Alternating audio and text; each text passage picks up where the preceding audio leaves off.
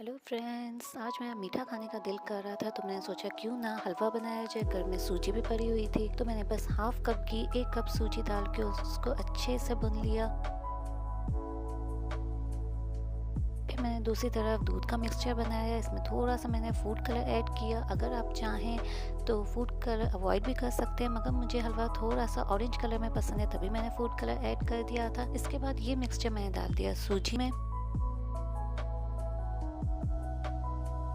और फिर से मैंने इसे अच्छे से मिक्स किया कि सूजी ने पूरा पानी, दूध जो भी मैंने डाला था वो सारा एब्जॉर्ब कर लिया। इसके बाद मैंने एंड में डाला इसमें कुछ ड्रॉप्स कैवरा एसेंस के और हमारा हलवा बनके बिल्कुल रेडी है।